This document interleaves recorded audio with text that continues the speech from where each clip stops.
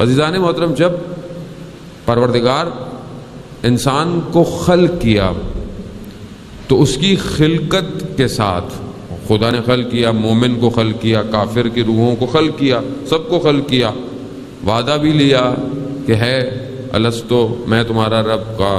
جو روحیں پاک تھیں انہوں نے اقرار کیا اور عہد کیا کہ ہم خدا کی مدد کریں. خوب، یہ جو خدا نے مومن کو جب خلق کیا تو اس کی طینت میں کفار کی خصلتوں کو ملایا. کفار کی جو خصلتیں ہیں، خب انسان غلطی کرتا ہے، برے کام کرتا ہے، مومن کرتا ہے کہ نہیں کرتا؟ خدا نہ خواستہ میں آپ کو نہیں کہہ رہا کہ آپ بولیں گے میں مولانا صاحب کہہ رہے ہیں کہ نہیں، انسان، میں اپنے آپ کو کہہ رہا ہوں، میں خوب انسان سے غلطی ہوتی ہے، کوتاہی ہوتی ہے. وہیں پر خدا نے جب کفار کو خلق کیا تو اس کی طینت میں اچھی خصوصیات کو ملا دیا. اب آپ کو نظر آتا ہوگا ہے تو کافر مگر اچھے کام بھی تو کرتا ہے، لوگوں کی مدد بھی تو کرتا ہے، انسانیت کا خیال بھی رکھتا ہے کہ نہیں ہے وہ بھی. اور اسی کو لے کر تو وہ علمبردار بنے ہوئے ہیں کہ دیکھیں ہمارے پاس اسلام نہیں مگر ہم کام تو اچھے کر رہے ہیں. اور اس چکر میں ہمارا جوان اور ہمارے لوگ جو ہے وہ دھوکے میں رہتے ہیں، یار وہ کم از کم اتنے تو اچھے ہیں، کم از کم خیال تو رکھتے ہیں، ہم کیا کر رہے ہیں. تو وجہ کیا ہے کہ یہ خدا نے طینت جب خلق کر رہا ہے تو یہ ملا دیا. وہ کیوں ملایا خدا نے؟ خدا نہ ملاتا یہ دونوں الگ الگ چلتے نہیں. خدا نے ملایا اس لیے، اس برے میں خوبیوں کو ملایا اس لیے کہ اس کی یہ خوبیاں زندگی میں شاید اس کے دل کو منقلب کر دے. بھائی برا شخص آپ کہتے ہیں نا یار چلو کم سے کم کچھ تو کرتا ہے، اچھے کام کرتا ہے، چلو کوئی بات نہیں، شاید یہ اچھائی اس کو کسی مقام پر لے آئے. خوب مثال کے طور پر واقعہ تاریخ کا آپ کے سامنے ہے. 7ویں امام موسیٰ کاظم علیہ السلام کا دور، صلی اللہ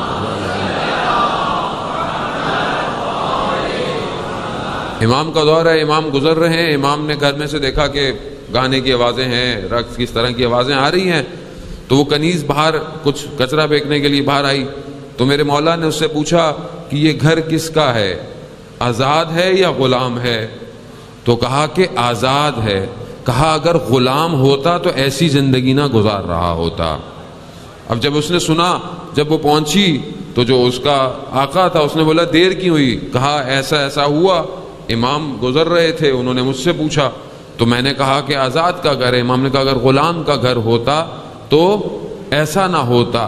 اب اس کی طینت میں کہیں کوئی خوبی تھی، کہیں کوئی خوبی تھی تو اسی حالت میں بھاگا.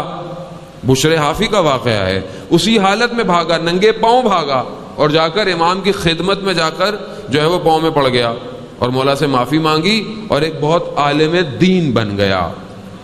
یعنی طینت میں اچھائی تھی کہیں نہ کہیں، اسی لیے پروردگار نے اس روحوں کے اندر اچھائیاں رکھی ہیں کہ شاید منقلب ہو جائیں. آج آپ کو پوری دنیا کے اندر کئی لوگ مسلمان ہوتے نظر آتے ہیں کہ شاید کافر تھے، شاید ہندو تھے، چاہے عیسائی تھے، یا حتیٰ دین نہیں رکھتے تھے، مگر آج آپ دیکھتے ہیں کہ وہ کسی نہ کسی بات کی وجہ سے منقلب ہو گئے ہیں. ان کے دل جو ہے وہ کنورٹ ہوتے جا رہے ہیں. کیوں ہو رہے ہیں؟ اگر یہ راستہ واضح ہوتا تو کوئی بھی ادھر سے ادھر نہ آتا. نہیں، شاید آپ کو سمجھ میں نہیں آیا. اگر طینت میں اچھائی نہ ہوتی تو حر کبھی بھی ادھر سے ادھر نہ آتا. یعنی خدا نے رکھی ہے اور یہاں پر بھی برائیاں رکھی ہیں. کیوں رکھی ہیں؟ ہمارا امتحان لے پروردگار کہ یہ ہر حالتوں میں جب شکنجے کی حالت میں پڑتے ہیں برائیوں کی طرف پلٹتے ہیں یا مجھے یاد کریں گے. خوب، یہ دو ڈفرنٹ قسم کے ایسے نظریات نہیں ہیں، یہ باقاعدہ دو بلاک ہیں جو انسان کی خلقت سے ایک دوسرے کے ساتھ لگے ہوئے ہیں اور یہ ہمارے وجود کا خاصہ ہے. وہ مومن سے غلطی ہوتی ہے، مومن گناہ کرتا ہے. کیوں کرتا ہے؟ کیونکہ اس کے طینت میں چیزیں مخلوط ہیں. عزیزان محترم، وہ پروردگار سورہ انفال کی آیت نمبر 37 کے اندر بھی یہی فرماتا ہے کہ یہ جو کافر ہیں، یہ جو منافق ہیں، یہ بھی نفاق کرتے ہیں، یعنی پیسہ خرچ کرتے ہیں. اب آپ ہر پیسہ خرچ کرنے والے کو اچھا مت سمجھا کریں کہ ہاں بہت پیسہ خرچ کر رہا ہے، بہت یہ کر رہا ہے، بہت وہ رہا ہے، لیکن اس کا مقصد کیا ہے یہ بہت مہم ہے کہ وہ پیسہ خرچ کیوں کر رہا ہے. تو قرآن کہتا ہے کہ یہ پیسہ خرچ کرتے ہیں مگر کیوں؟ یہ اللہ کا راستہ بند کرنا چاہتے ہیں، یعنی یہ خدا کا راستہ بند کرنا چاہتے ہیں. مگر وہیں پر مومن بھی ہیں، وہ بھی نفاق کرتے ہیں، وہ بھی زکوٰۃ دیتے ہیں. قرآن کی آیتیں کہتی ہیں یوتون زکوٰۃ، یہ زکوٰۃ دیتے ہیں. مگر یہ زکوٰۃ کیوں دیتے ہیں؟ یہ زکوٰۃ صرف مالی نہیں ہے بلکہ یہ اپنا پورا کا پورا وجود اسلام کی راہ میں دے رہے ہیں.